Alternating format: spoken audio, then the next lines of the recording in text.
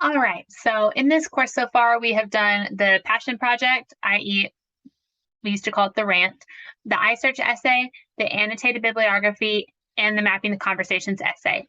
Now we are moving on to project 5. This is the project you've all been waiting for, where you get to bring your opinion into your issue.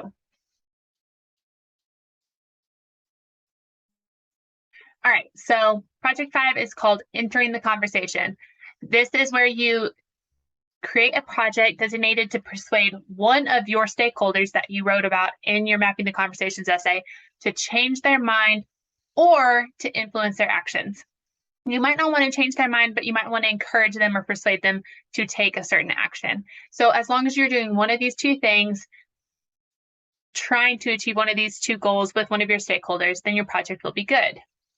So this project is all about thinking about a rhetorical situation. So think about who you want to convince, what you need to convince them of, and how you can most effectively get them to consider your ideas. And so a lot of the decisions that you're going to be making in Project 5 are going to be based on how can you persuade your audience to agree with you. So you get to engage in the audience, bring your opinion in, choose one of your stakeholders. You can either, again, agree or take a stakeholder that disagrees with you and try to convince them to agree with you, or you can persuade them to action. Something important to note about the stakeholder you choose. The audience for Project 5, the person you're trying to convince, should be either currently indifferent, uninformed, or resistant to your idea. All right, make sure that you craft your argument specifically to the audience that you are trying to convince. Make sure you understand the audience's expectations, background, and values. This will be informed by stasis theory that you identified in Mapping the Conversations essay. And then rely on information from your previous research and do any additional research that you might need. All right, so this project is actually a multimodal project. So it can look several different ways. It does not have to be a traditional essay, though it can be. It can be a magazine article, a formal proposal, an online article, or it can be a multimodal presentation. That means you either create an online article that has pictures and links and maybe even sound clips involved in it. You can do a podcast, you can do a video, you can even do a social media campaign.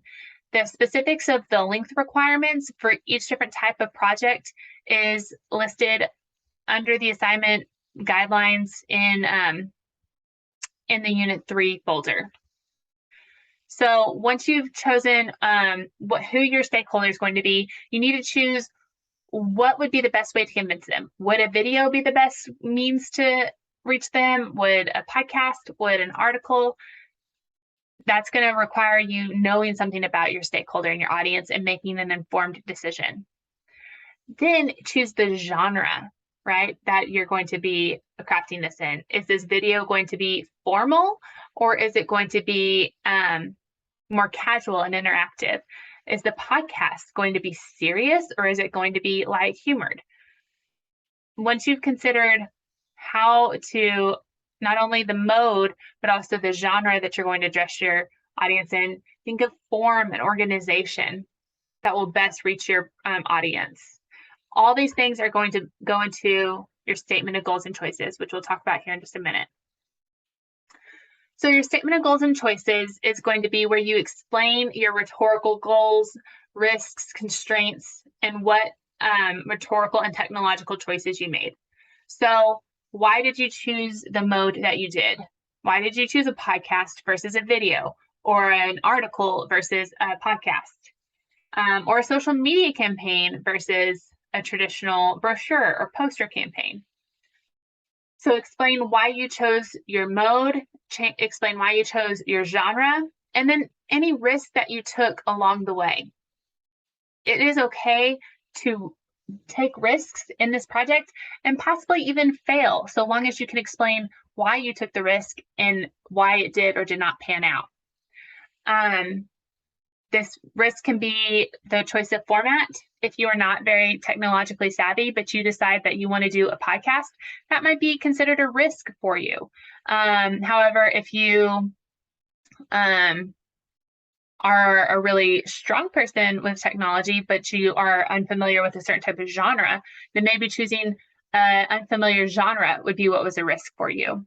You don't have to make big drastic risks in this project, but if you do, you won't be penalized for them.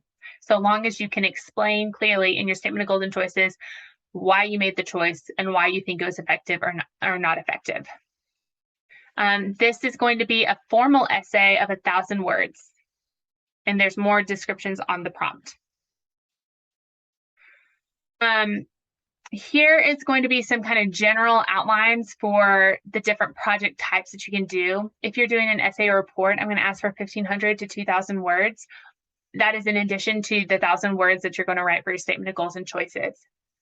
I'm also going to ask for, or if you do an audio essay or a podcast, 8 to 10 minutes, a video essay, 5 to 10 minutes, and then poster, infograph, social media, other idea.